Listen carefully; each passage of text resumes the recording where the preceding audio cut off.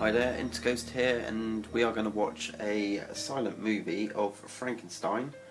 As you can see, it's a adaptation from Mary Shelley's Frankenstein, and it says Frankenstein leaves for college. Like I said, this was filmed in 1910. It's now a public domain film, and apparently this is his father and his sweetheart waving him off to college. So two years later, Frankenstein has discovered the mystery of life. So I've read into the story a little bit.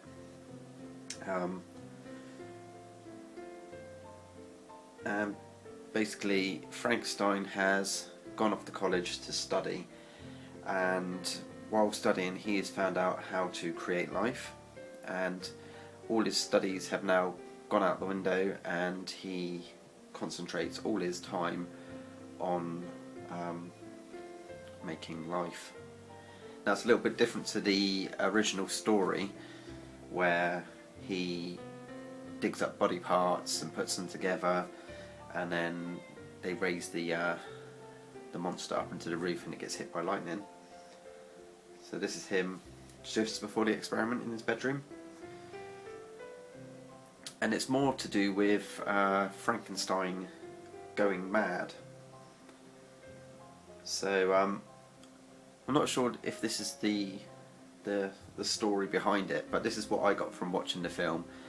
I feel like it's more about the man going mad, and he is actually the monster. Now the reason I say this is for something which happens at the end, which I'll go through when it gets to it.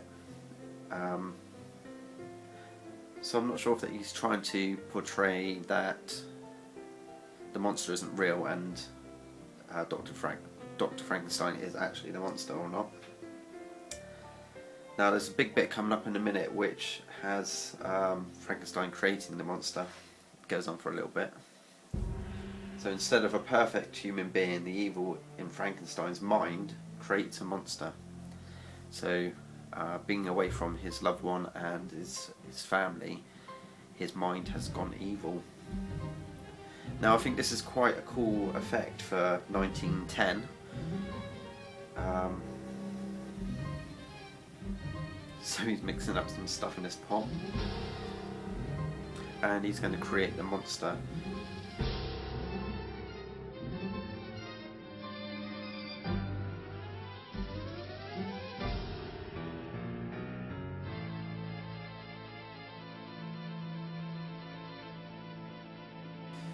Now as you can see, Frankenstein's looking into this hatch, and the monster will rise out of the pot.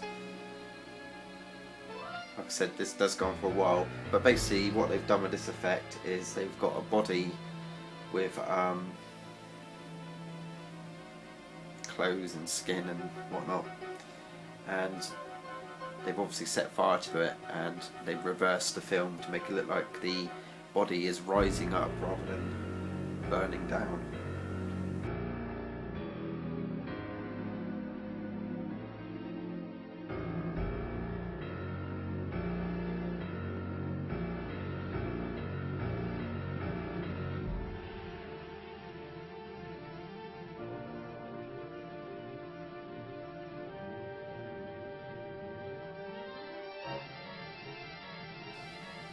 Apparently they believe this film was lost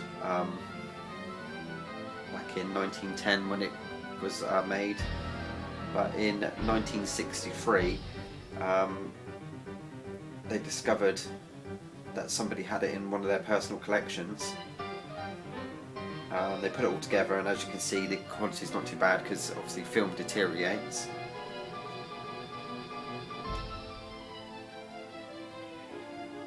And then they re-released the film in 1970 in this form.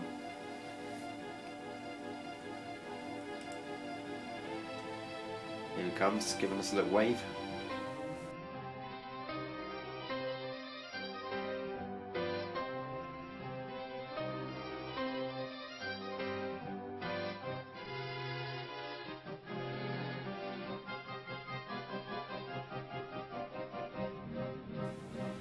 So as you'll see at the end of the film, the cast includes people, and their names were Augustus Phillips, he plays Dr. Frankenstein.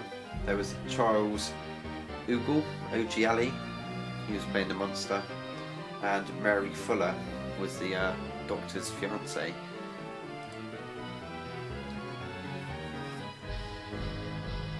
There's Frankenstein going crazy because of what he's created.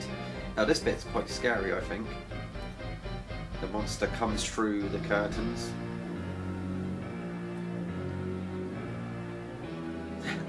That's some freaky shit.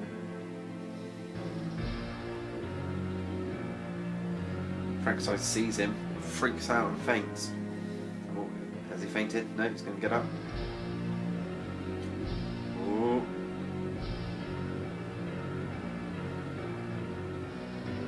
Bitch goes down. And he disappears as Frankenstein's servant enters the room. Wakes him up. See, that makes me think, is the monster real? Because Frankenstein stands up now and says, look, there's a monster over there, and he's not there anymore. So was it all in his mind? And he returns home. Now look how tall this guy is. Either he's really tall or the set's really small. So he has to take his hat off and bend down a bit to get through the door. I thought that was quite funny.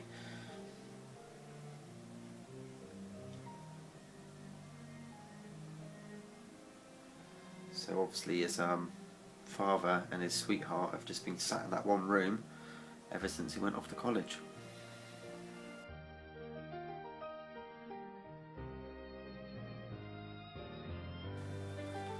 Haunting his creator and jealous of the sweetheart, for the first time the monster sees himself.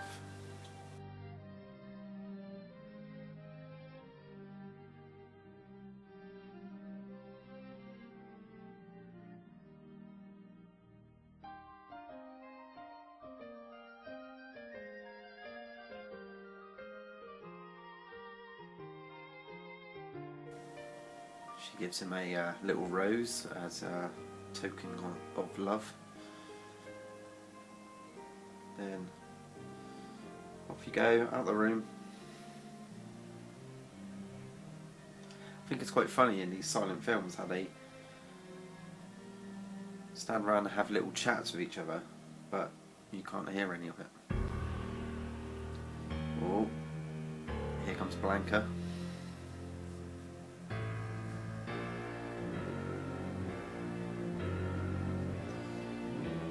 I like his little skinny legs.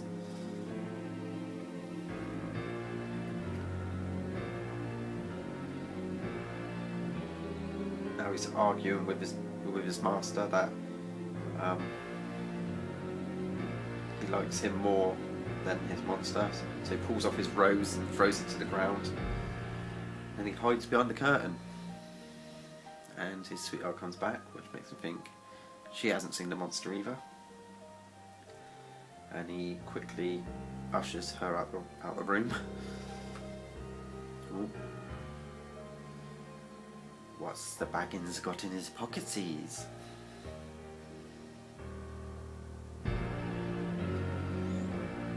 Oh, shit's gonna go down now.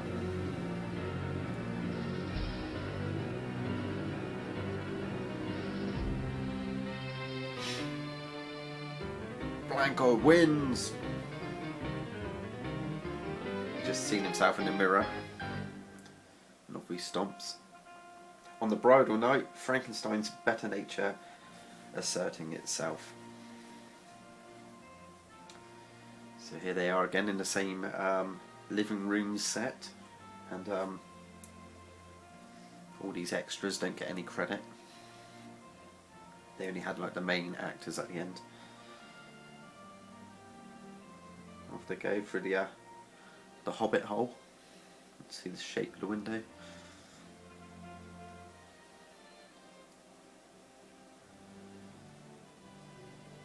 So sends his new wife off to bed.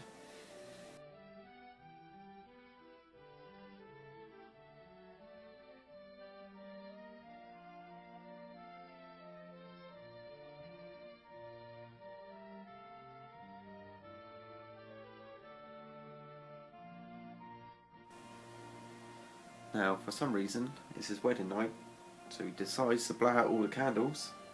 He's going to go in and... oh no, I forgot something. Here comes the monster.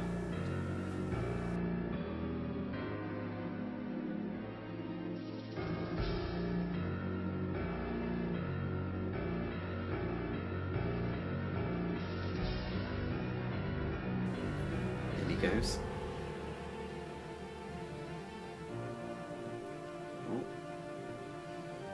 We'll let the dogs out.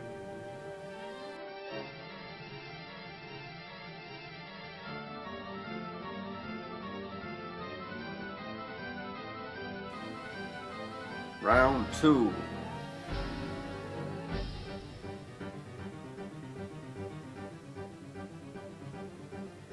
Oh, that's a bit of trouble opening those doors then.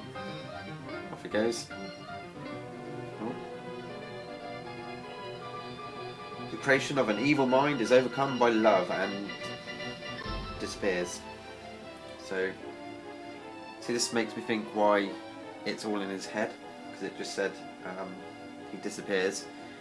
So the monster goes back to the room, looks at himself in the mirror.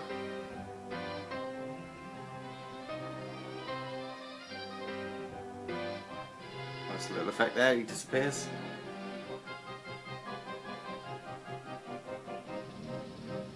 And here comes Dr. Frankenstein, sees himself in the mirror as the monster. But then his mind is back to normal and he changes back into the Doctor.